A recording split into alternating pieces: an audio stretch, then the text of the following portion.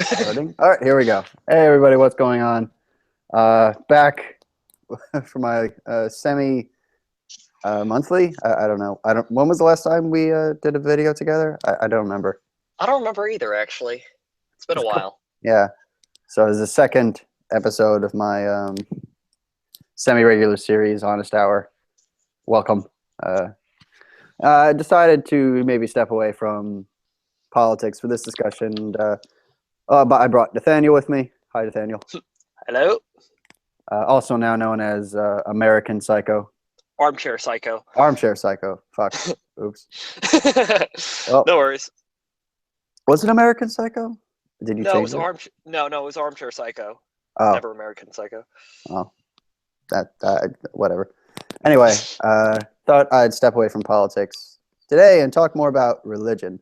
Now, me and Nathaniel are both atheists, so we're not going to be discussing the possibility of the existence of a deity. We're pretty much in agreement that it's probably not true. I mean, it's a nice idea, but I don't think it's likely, unless you have anything you want to add. No, I'm generally pretty much in agreement with that on the deity question. Mm-hmm. So instead, this has been something I've been thinking about recently. It's and I more wanted to explore what the utility of religion is in people's lives, and how the West has kind of changed since religion has become such a declining part of people's lives. Like, what are the actual kind of effects of that? And kind of talk about any possible consequences that the West might have endured for itself or incurred for itself by going a more secular direction. So we have three little questions or little statements to help us sleep off of, but I imagine we'll probably wander off a little bit to different points of interest. So the first question we have here is, what use does religion have to offer people today um, in a modern life with all our mundane worries? Where is the concern for the arcane? Presumably not the arcane of online video games, although that is always a very entertaining form of arcane. True. So I think one of the biggest challenges of people sticking with religion, um, when you have so much more information available to you today, is that things that religion and that belief in a deity could have solved for people, and specifically origins of life is probably the big one. We can answer those questions so much better today. We don't really need to worry about. We don't really have to consult the wise shamans of the caves as they're drawing their finger paints all over the walls. We can just use our own tools of science and use our own cognitive abilities to not rely on belief so much to help explain why we're here. So I guess that's my kind of opening jab. What would your thoughts be on that Well, question? I mean, in terms of religion, I agree with most of what you said. Obviously, religion can't explain theory anymore since we've moved away from that and actually gone to a less faith-based and more, well, truth-based and identifiable truth and provable truth-based society. However, you're always going to have people who are going to believe in something greater than themselves. And I think that what religion does in a lot of cases is if it's used in moderation, like any tool, religion can actually provide a channel for those who do feel a sort of sense of, well, spirituality. And there's another aspect to even people like myself or yourself who are atheists or agnostics within that sphere. I would argue that religion can provide actually a sense of stability both societally and individually. Again, if done in moderation. And if you keep in mind that it's not really, there's no real evidence for deities or any of the stuff that a lot of religions claim. Hmm. Um, I think you cut off for a second. Do you mind Oh, repeating that last statement? I think that it can provide a sense of stability for both society for society as well as for the individual. Also, I would add that it's a part of culture in a sense. There is a cultural aspect to many religions, and I think that it's important to a lot of cultures as well, both Western and Eastern and indigenous alike. Hmm. So, uh, do you think that there are maybe certain lessons that religion can give people? And I'm specifically thinking about maintaining a good family. Hmm. Whatever you might want to say about Christianity, it does provide a lot of pressures on people to kind of settle down and be responsible with children and try to live, a good family life. And since Right. I very much agree with the idea that a stable family is the cornerstone of a successful society, Mhm. this is certainly a perk that I've come to really appreciate from religion. That I don't think, I guess you could say maybe science, although that's probably a bit disingenuous, but Mm, secular ethics doesn't necessarily encourage people, I guess, to do things that are very beneficial for the long term. I think without the benefit of religion providing people with a incentive to work towards the long term, you get a lot of short term indulgences. You want to say something? well, yes, I would agree with a lot of what you say. However, I think that there's one society in particular that sort of is well, not even an exception, but it sort of demonstrates that a secular society can exist where family is very, very, very strong, and that is Japan. I mean, I don't know if you've ever been to Japan, but they have a very, very strong orientation around family.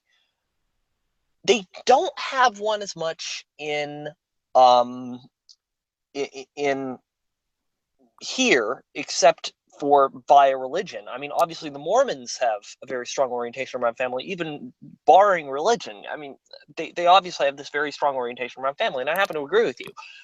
But the thing is that there are other ways, as Japan proves, other than religion, of organizing family. I mean, they're a very secular society as well. I mean, even though you have a large Shinto and Buddhist population, the reality is that most of them aren't really practicing. So, I mean, it depends on, I suppose, what you want out of your family. But for the most part, I would argue that it's not necessary, but it certainly is a useful tool for that. Hmm. Yeah, I don't know much about Eastern religions. I probably should have prefaced this with that when we were saying, at least when I would say religion, I'm mostly talking Mhm. about monotheistic, the No, Abrahamic religions.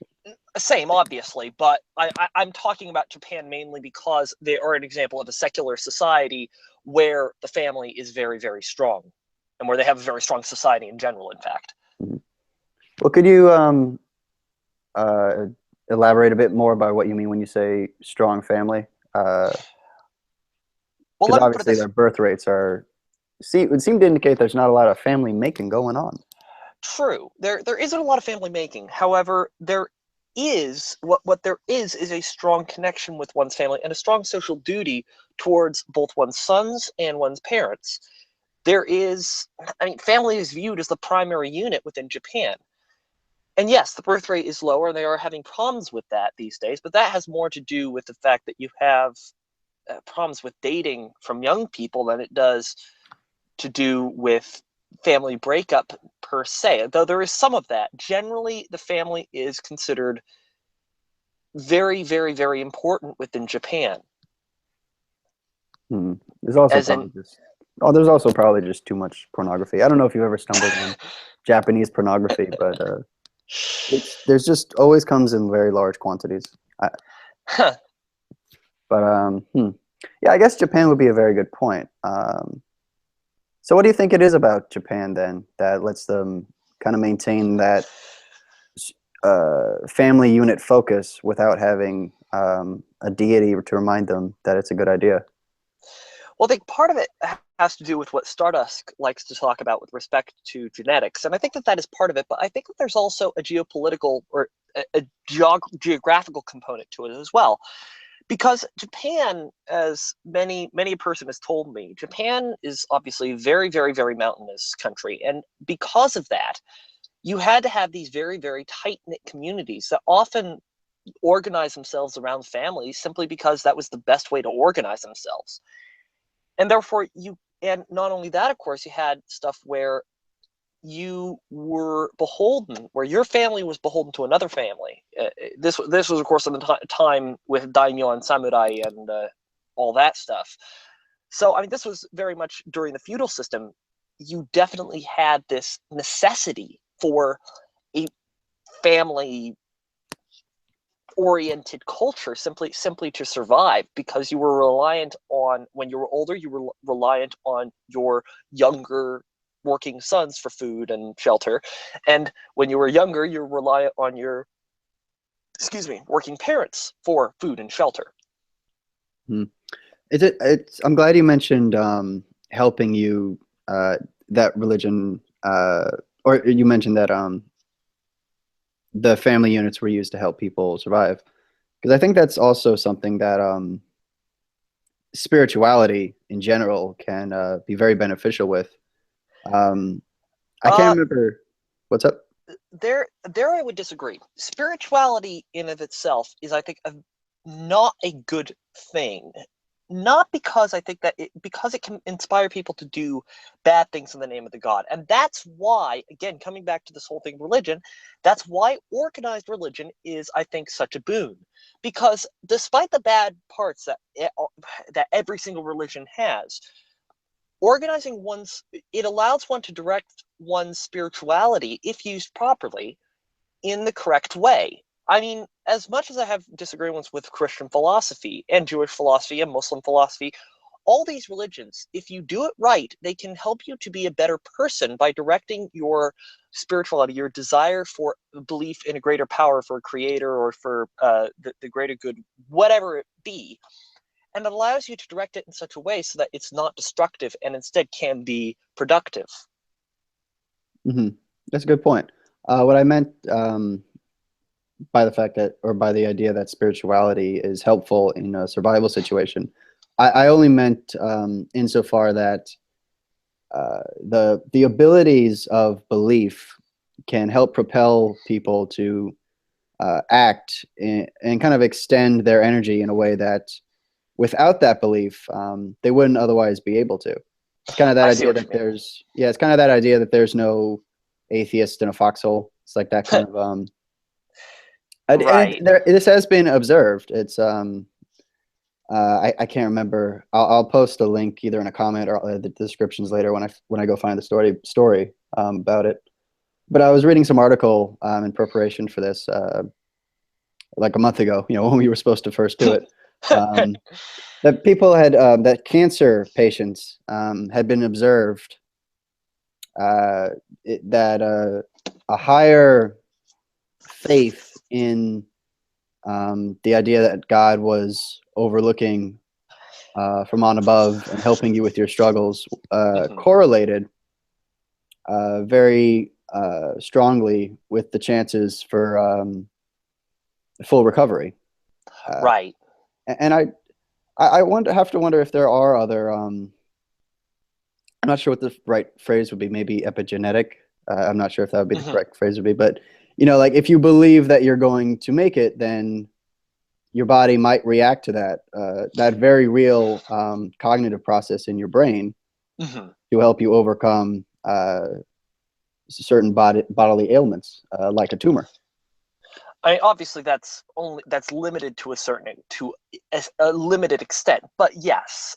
Um, but I mean, faith again. I mean, I'm focusing, I guess, more on the ability to succeed, not just in foxholes, but I mean in general. I mean, the whole idea of God bestowing favor upon you. This whole idea.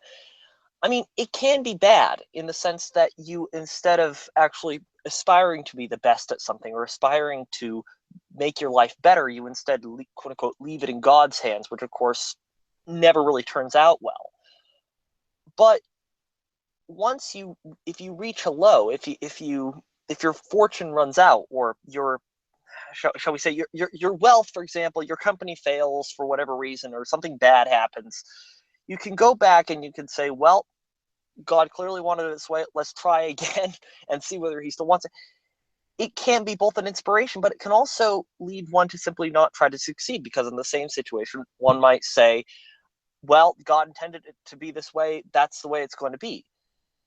I mean, this is one of the things where I found, for example, Boethius' philosophy very, very interesting, but simultaneously, I thought it to be sort of destructive in a lot of ways, because what it could do is it could inspire people to simply give up and not care. Hmm. That's definitely a possibility. I can't say the religious people that I've met, however, and of course this is just anecdotal Mhm. experience, but they don't tend to fall into complacency with God, and I guess this more Yeah. relates specifically with Christianity. It seems more often, at least from my own experiences with religious people, that them believing in a God is what encourages them to maybe overcome adversity in a way that because they think, well, the big man's on my side. He's going to help me Yeah. out, and he's going to be my source of strength. And there's a very real psychological benefit that There, comes with. there is. And I mean, that is something I've observed too. I've observed the other side of it, where, again, which is why I say this. But yes, often it is this idea of the big man wants me to succeed. Big boss will guarantee it, even if, even if it's, some miracle. So yeah, I mean, I see what you're saying, but I do think that there's another side to it, obviously. Hmm. All right. Do you want to just move on to the next question then? Yeah, let's move on. Let's move on. Risk pace. Okay, so I'm going to trigger a lot of atheists with this question because I feel like Okay. they're going to hear me ask it and they're not going to be listening. So the second question I wrote down is, will people act morally without religion? The key word there is will. It's not can. I'm not arguing that people need religion to be good, to be a good person. Uh, what I'm saying is, how often do they bother? Um, and maybe this is my own, I'm always, I might just be kind of getting too much into politics now, but there's a lot of people on the regressive left who are atheists. They do not believe in any kind of deity, whether it's the Christian God. They seem pretty fond of the Muslim God, oddly enough, but seems a little backwards to me. You know, the Muslim God is like Old Testament God times 10. But, Basically, actually. but let's assume it's not malicious and it's more just stupidity for the sake of this Yeah, conversation. yeah. Um, so will people act morally without religion? When you look at some of the more hedonistic practices, for lack of a better word, um, it generally does come from atheistic left-wing people, and it's things like the whole Salon article that was released, I think over a year ago now, give or take, um, Hmm. by that pedophile guy. Oh God. He's like, I'm not a pedophile, or I'm a pedophile, but I'm not a monster. Will you hear me out? Wasn't this guy, echo quotes, Jewish? Was he? Which I think his name was like Bloom or something. So probably, unfortunately, but whatever. I really don't care. It's just, Are it's sort you of a, insinuating that Jewish people believe in pedophilia? That is just so yes. No. insensitive. Um, well, I mean, let's face it. I mean, most of the regressive left doesn't care about Jews ever since, most Jews became successful. But, echo Mhm. quotes Hollywood. But yeah, not really. But yeah, I mean, that's a good point with respect to the regressive left and atheism, but I think it has more to do with it has to do with the belief, with your beliefs with respect to morality. One can be an atheist and still accept morality. I mean, I certainly do. You know, I came to it quite logically. I mean, it all stems around stuff regarding what is true, and thereby, you know, morality is, you know, keeping consistent with how the world works, as well as, I mean, there are other specific philosophical avenues that I go down to figure out what's moral and what isn't, but I'm not going to go into them here because it's just going to take too long. But the point is that I don't base my belief off of a God. And so most certainly you can believe in or you can know that there is morality and act accordingly without a God. I mean, for example, to bring something which will trigger almost everyone on both the right and the left, Ayn Rand most certainly believed very strongly in morality without any sort of deity, and in fact argued that a deity would blind one to how the world actually worked and thus to morality. But maybe you have a different opinion on that. Opinion on what specifically? Sorry, on morality. Oh, right, you're right. Sorry, I forgot to fit. I forgot where I was going. But the problem is that without morality, you end up doing evil because you have no. If you believe everything is subjective, if you believe truth is subjective, then morality must be subjective, and therefore you're going to do immoral things, or at least you're more likely to do them. Now, of course, as Adam Smith has pointed out in Theory of Moral Sentiments, that's not necessarily the case because humans do naturally tend to have sympathy with others and therefore do not tend to do stuff like murder, rob, rape, and it tends to be those who are not necessarily the most able mentally who do those things. So I think it's a weird question because I think it's more because atheists obviously, again, do believe for the most part in morality or figure out that there is morality, but those who don't are the ones who are the real issue, and that's why you have stuff like the regressive left and people like whoever this stupid pedophile guy was. Parentheses. Yeah. That's a very good point. I'd like to just jump back to what I was saying earlier and expound on it. So I'm going to try to articulate this in my usual very diplomatic way. You know, a lot of to go back to the regressive leftists, you know, a lot of them, they don't seem particularly intelligent. So part of me thinks, you know, maybe they just really need, you know, a God. Like they need religion to like keep them stable because well, they do have a religion. It's just a very, very, very corrupt one. That's a very good point. I completely forgot about that. Think about, for example, feminism. Just take the most popular example, feminism. What is their God? They really don't have a God, but they do have a devil, and that is the patriarchy. Whoa! I guess the real God is the collective of feminism, and then they have the doctrine and so on and so forth. The God is the pussy that's on top of the pedestal. Yeah, okay, that's a fair point. But for example, you also have BLM, right? What's their God? I guess it would be. It's not even black people. It's just, again, it has to do with. I guess the real God is BLM, and the devils are cops, and there's a specific doctrine behind it. Again, all of these things are, in some ways, you could make the argument that there are religions. At the very least, they're organized groups with very specific doctrines. If that makes, I don't know if that necessarily makes them a religion per se, but it certainly does make them simulate one, is my point.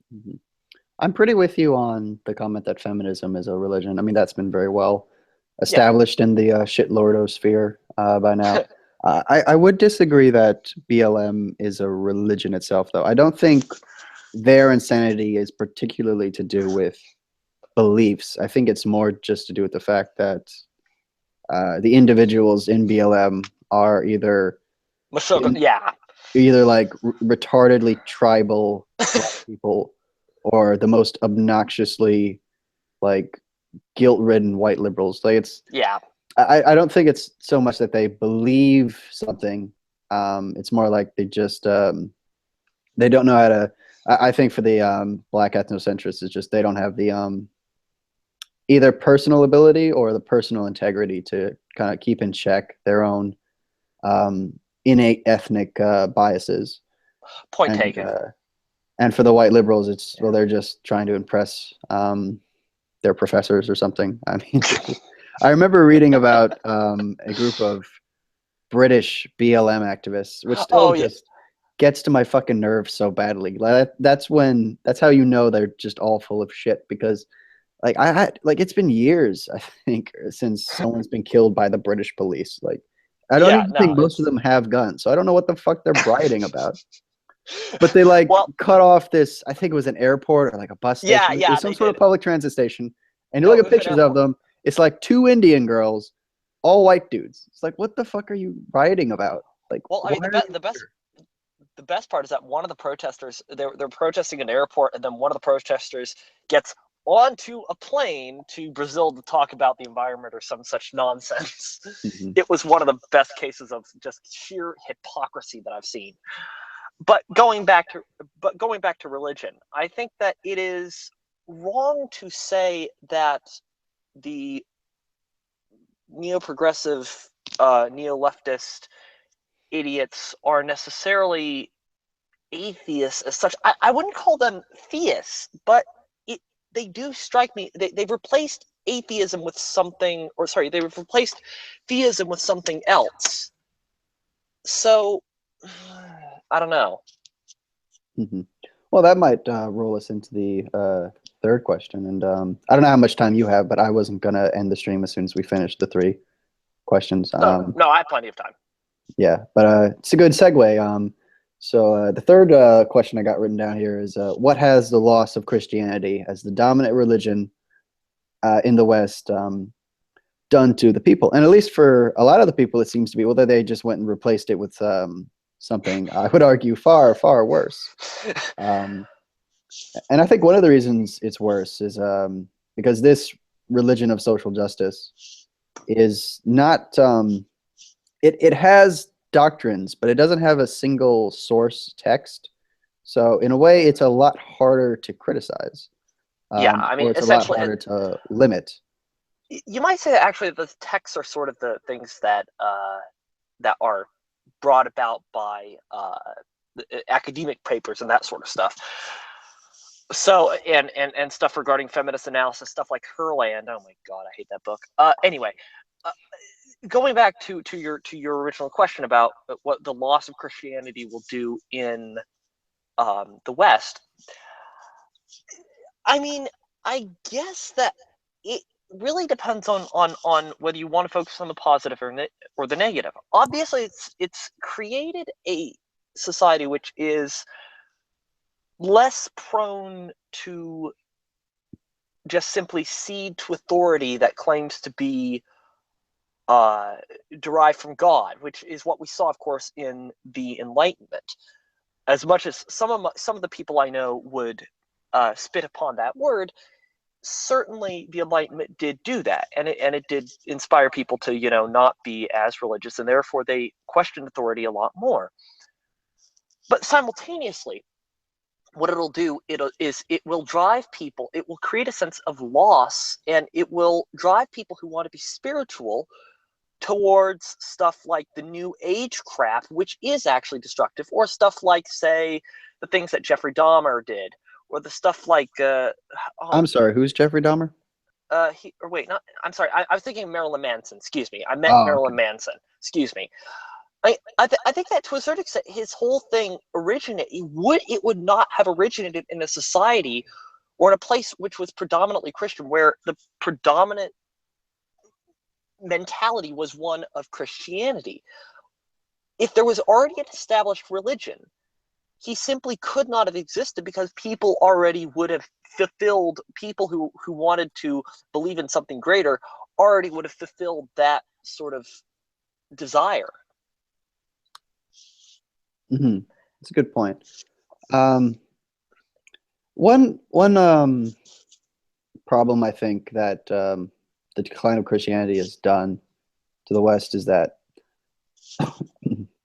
I think with regards to dealing with Islam, um, I think it's a lot harder to motivate somebody to go against a religion when they themselves don't have a religion. And what I mean by that is, Yeah, you know, the game where we can never say um, uh, what Islam really, or how the religion actually informs the behaviors of its followers.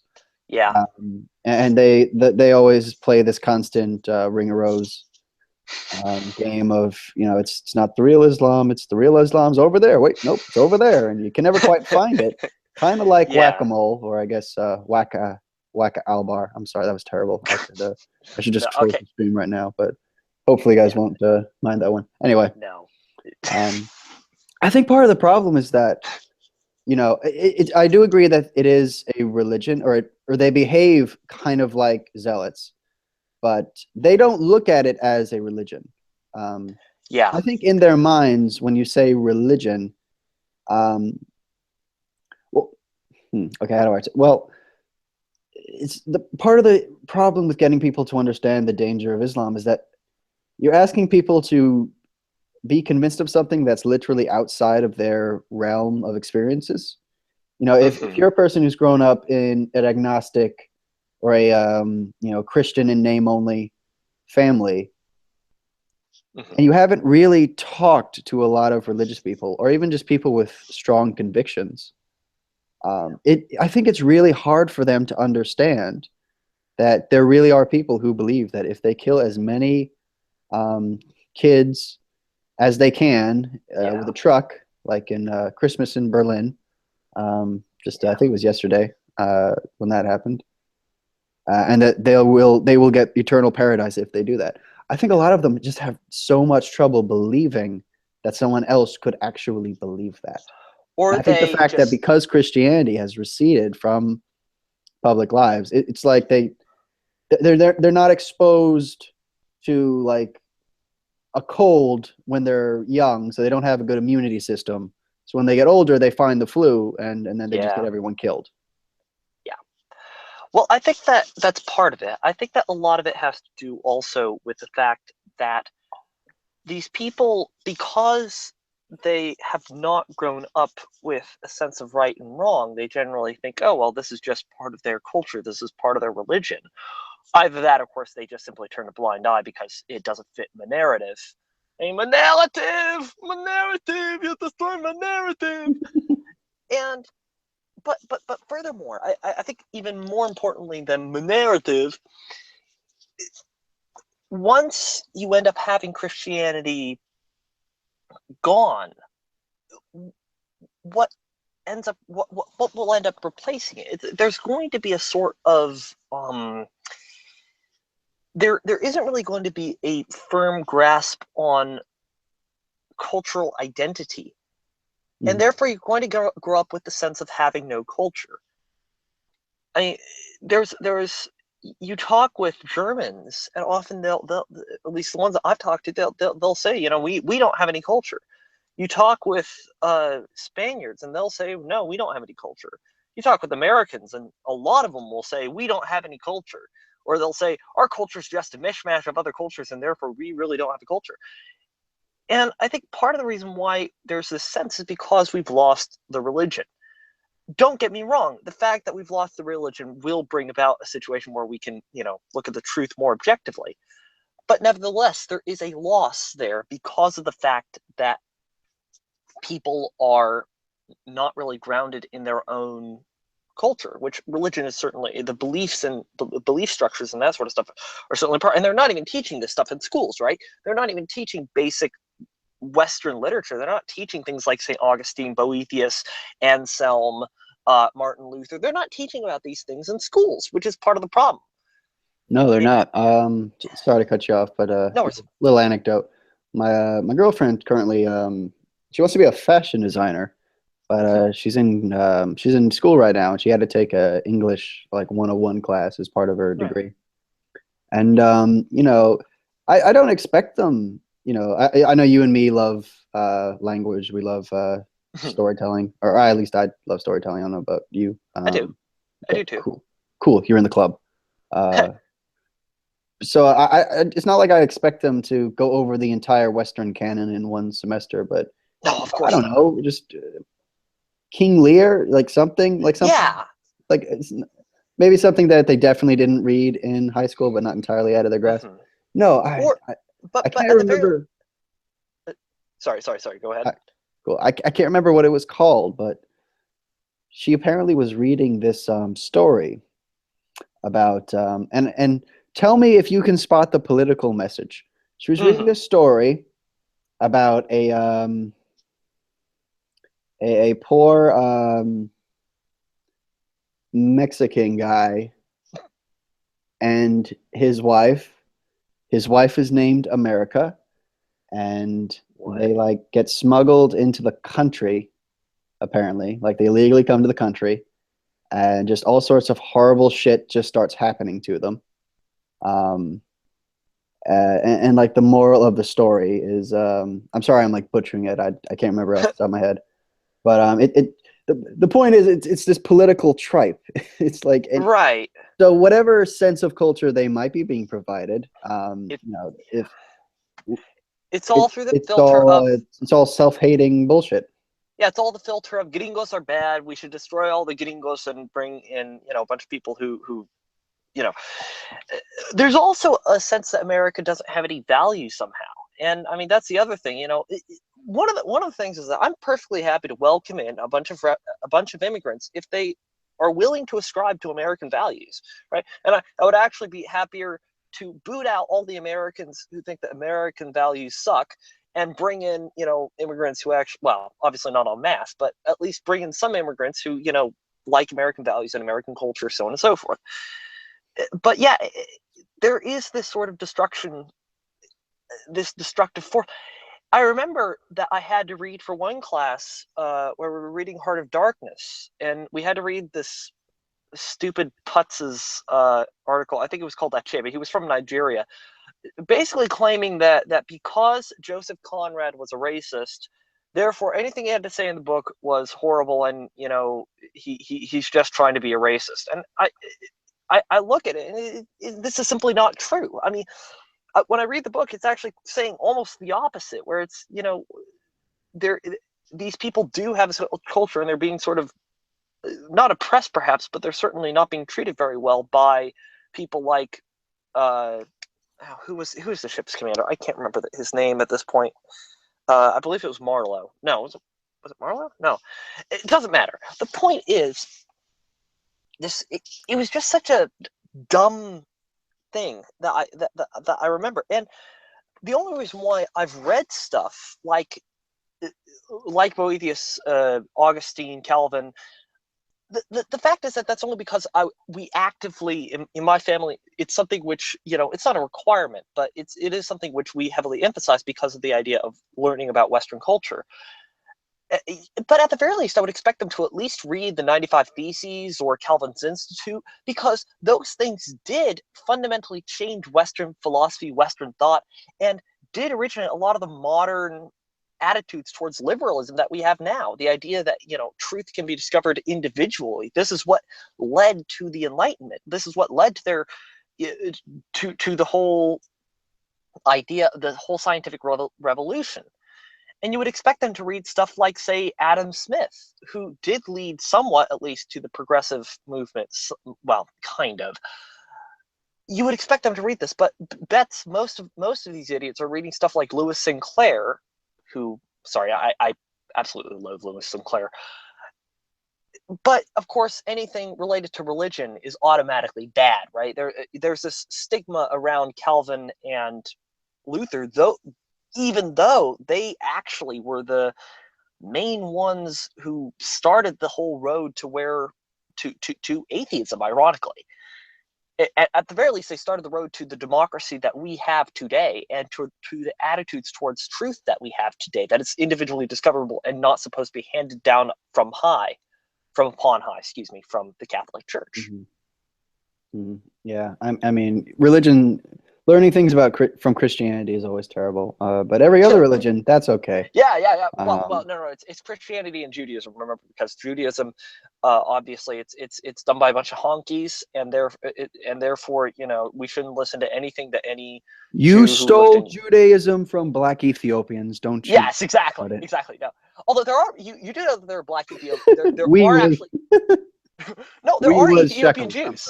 There are actually Ethiopian Jews. It's kind of interesting, speaking of doctrine, because they actually, it's weird because they never had the Talmud, which means that they never received the Talmud, and therefore they only have the Torah, which means that their Judaism is actually very different to the rest of the Jewish world. It's kind of interesting, actually. Mm-hmm. But anyway, yeah, it's just such a stupid. It's a spiteful act, which really makes very little sense, because they're trying to deprive kids of their own culture, and therefore, and that's why you have this attitude of the West has no culture. Mm-hmm. Well, I mean, they always say we don't have a culture, but they're very keen on criticizing it. It's like, exactly. If you're criticizing Western culture, then you are saying Western culture exists. It's like the whole whiteness thing. It's like whiteness doesn't exist. Okay, then. If whiteness doesn't exist, then by your own logic, white supremacy can't exist. Pick one. They know culture. There is a culture among Western countries. It's just that it can never be positive. And we're kind of getting off track from religion a little bit, but right. I think it relates a little bit.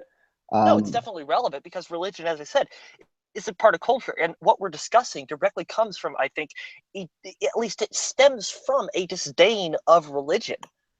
I mean, the problem is that I can't remember who pointed this out. I believe it was the distributist or someone like that, who pointed out that the neo-progressive movement largely stemmed actually from the atheist community. A lot of the modern day third wave feminism, BLM, all this pseudo-academic crap, though it obviously stemmed a lot from idiots like Andrea Dworkin or people like that, simultaneously it wouldn't have gained the prominence in our lives were it not for Atheism Plus.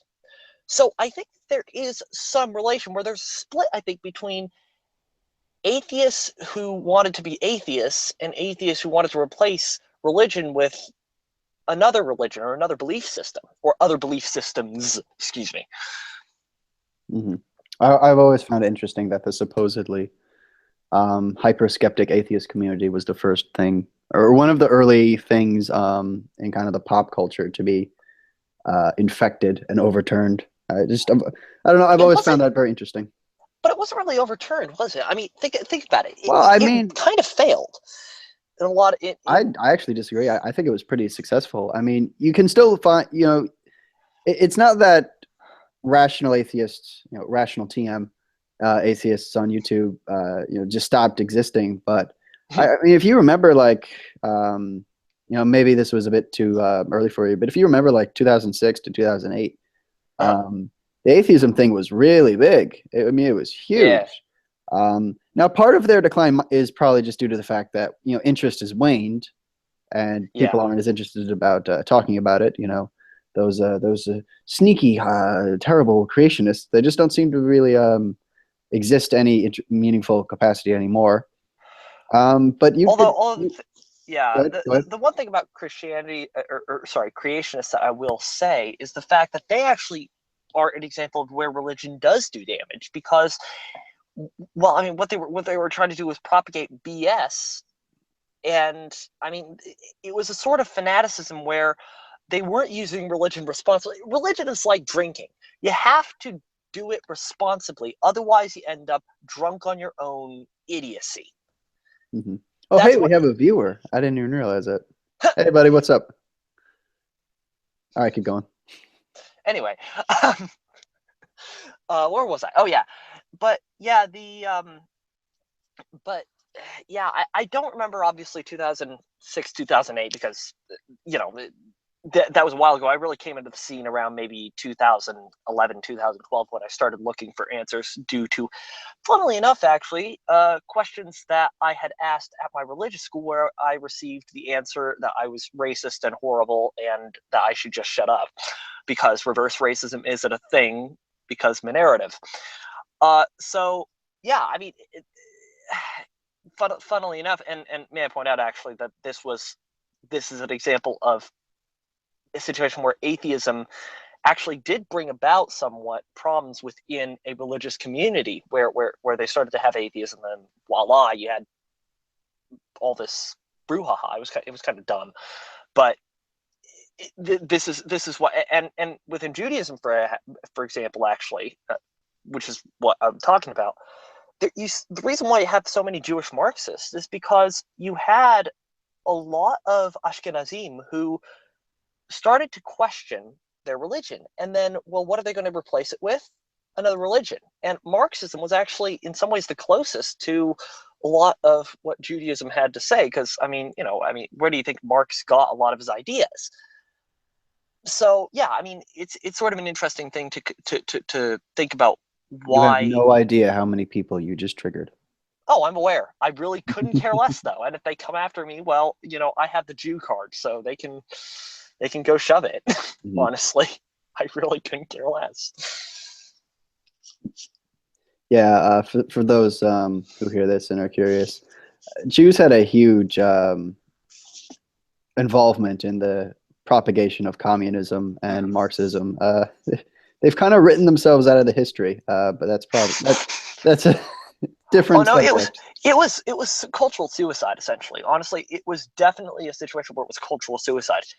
Funnily enough, actually, I might point out that you also had Jews who went the absolute opposite direction, like Ayn Rand, and myself, by the way. But Ayn Rand was yeah, Jewish? I didn't know that. oh yeah, no, she was Jewish. I can't remember what her original name was, but it was definitely something Jewish. I can assure you of that. She was a Jew who escaped from Well, I Russia mean, and came over here. it Yeah. was Ayn Rand, so obviously her last name was Shekels. I mean, it's the only last name Ayn Rand could have possibly had if she was Jewish. I wish that were true.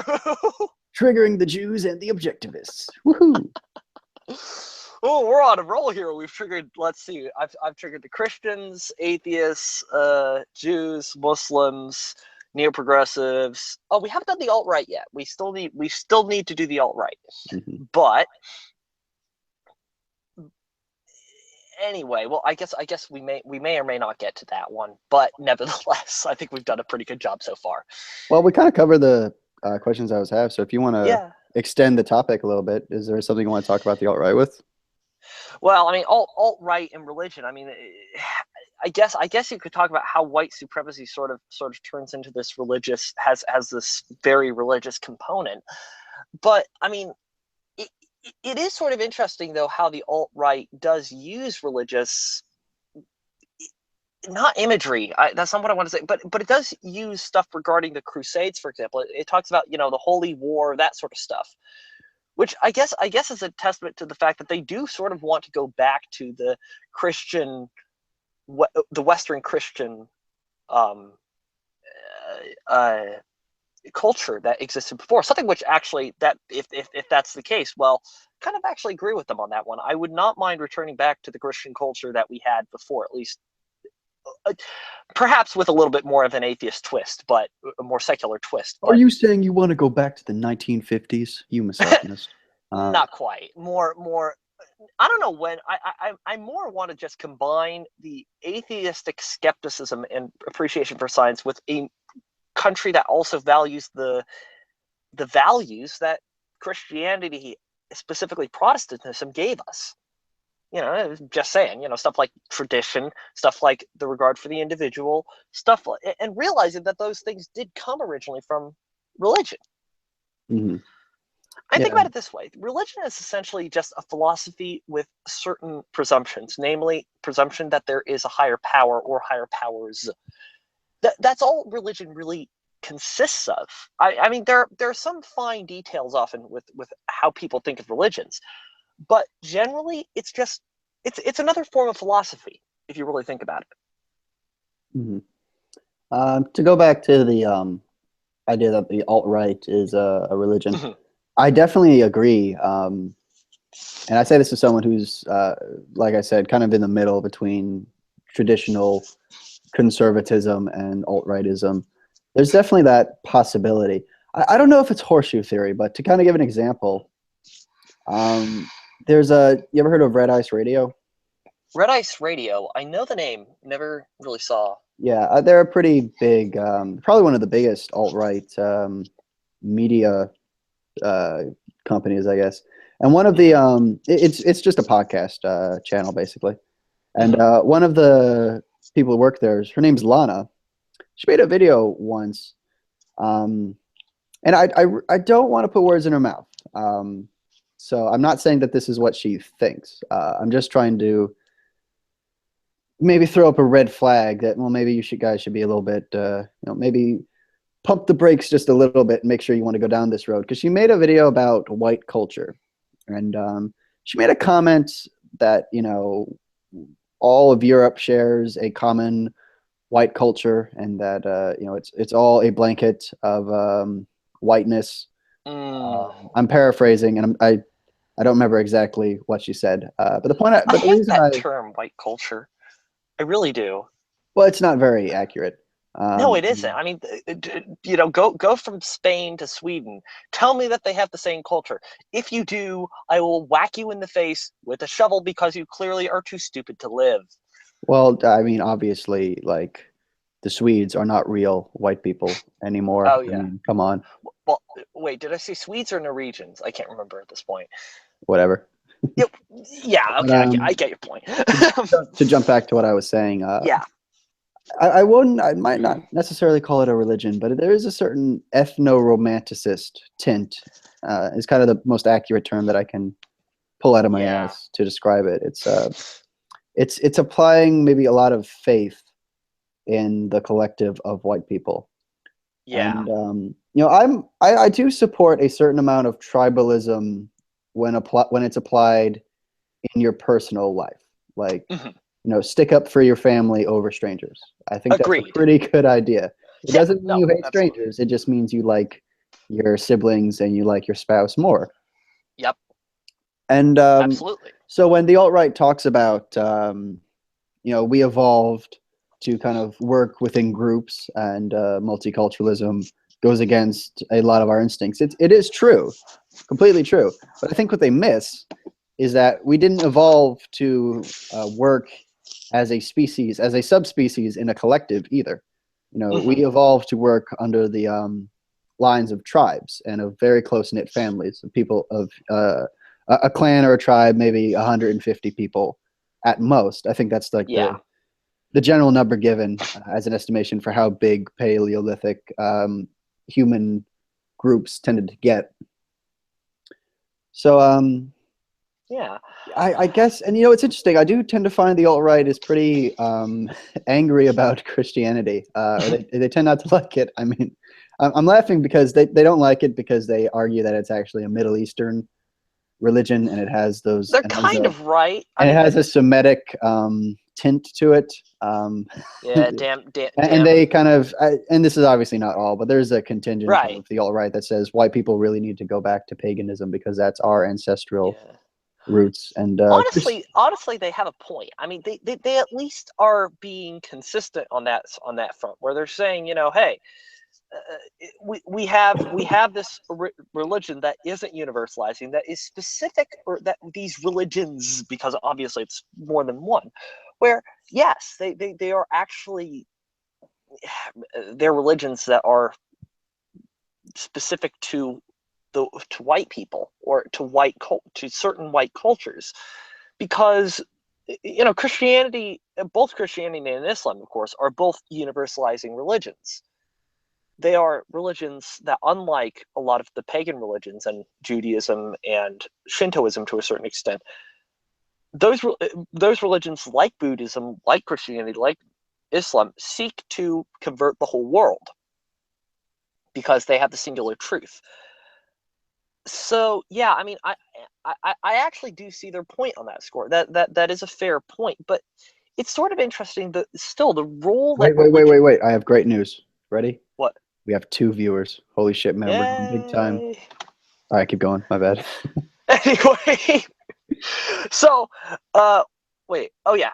So with Don't respect to get religion, nervous with our huge audience, though. anyway, with the alt-right and paganism, I, again, the hatred for Christianity that you bring up is sort of interesting. Come to think of it. Well, I wouldn't describe it as a hatred. Well, okay, maybe not hatred, but It's a but distaste, maybe more accurate. the distaste for Christianity due to the separate religious or quote unquote religious conflict in the sense of white identitarianism. That is sort of an interesting aspect to think about. Mm-hmm. Did you make another comment? You might have cut off. Oh, I did? What No. was the last thing you said? I said that it's an interesting thing to think about with respect to white identitarianism and the conflict that that has with Christianity, a universalizing religion. Mm-hmm. Very good point.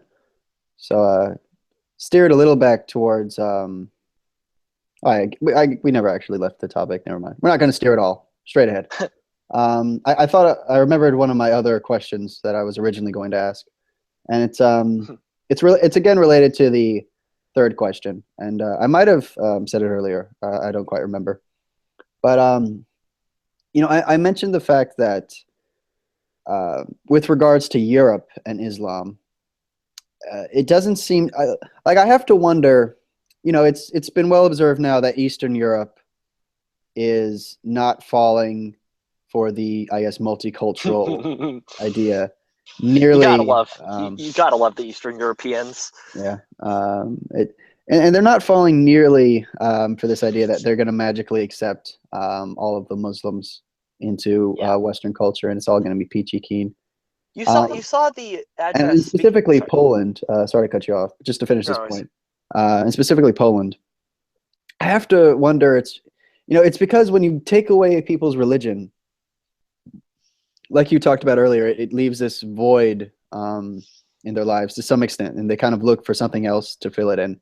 And social justice being a very prominent, a very common thing that they like to fill the void with. But I think because Christianity has kind of went to the sidelines, it's sort of disarmed Europe to an extent, and I think getting people motivated to fight, and I don't mean physical fight. I mean like fight as in argue against people, right. Argue against the continued flooding into Europe. I think when you took away Christianity, you kind of you made it a one layer more complicated to convince people to kind of push back against Islam, because if it might sound crude, but if people believe in Christianity, then they already know that Islam is going to be a problem because while technically they still believe in the same God, you don't have to explain to them that they're wrong. And that makes it easier to, and I know this is crude, but it makes it easier to otherfy them, at least to some extent, or more specifically, it makes it easier to not drop your guard around Islam. And it seems to be that secular-minded people have completely and utterly dropped the ball on this. And I don't know how quickly you can prop them into action in order to stop real, true disaster. Yeah. And actually, going back to something that you asked before, I just had another thought about the question of religion and morality. There was an interesting video put out by the pits of hell, also known as BuzzFeed, where they had a bunch of, and I don't know if you saw this, but the HIV positive people, what it's like to date when you're HIV positive, and this whole thing of trying to browbeat people into saying, oh yeah, I dated someone who was HIV positive simply because just not to be a bigot, right? again, there's a lack of moral compass that I think is not because of a lack of religion per se, but I do think that that's part of it, where because a certain set of morals has been expunged from society, you thus have a lack of morality and a lack of a moral compass, which then leads to people doing stuff like that, where basically they try to assert a moral compass which is so unbelievably, I don't want to say evil, but nearly. And you have to wonder why that's allowed. And I think a lot of it, again, has to do with the fact that a moral compass, which is perhaps not superior, I wouldn't argue that, but is certainly in some ways better than, sorry, is not the best of the best, but is certainly better than what is being talked about with respect to quote unquote social justice. I mean, there is an aspect of this which I think is important to consider with respect to morality and religion. Hmm. I remembered one last question from the original document. Can we make the West Christian again? And again, for all the fedora-wearing atheists who are ready to throw their chair, I'm not saying should, not should. That's a totally different argument, and I don't know where I am on that subject. I'm more curious as to your thoughts, Nathaniel, on can a secular society or a secularized society, and I think this is a lot more pertinent to Europeans than it is to Americans.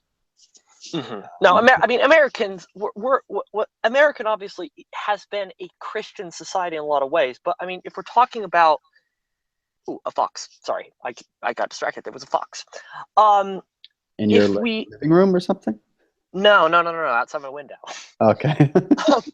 No, we don't have foxes running around our living room. Don't worry. It's California, but it's not quite.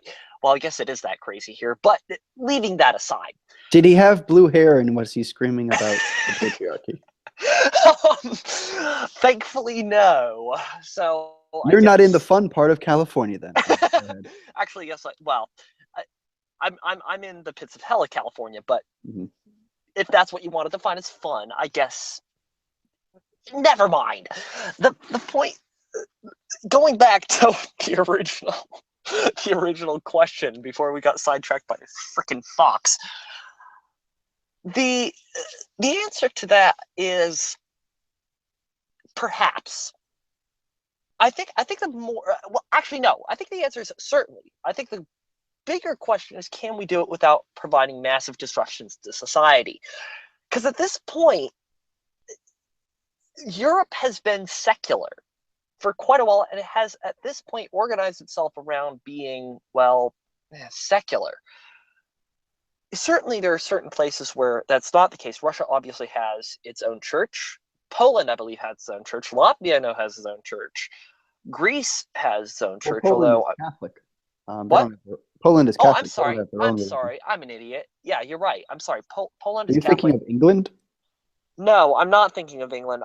I'm sorry. I was thinking of Serbia. I don't know Oh, why. okay. I'm a complete idiot. I don't know why I Polacks confused. triggered.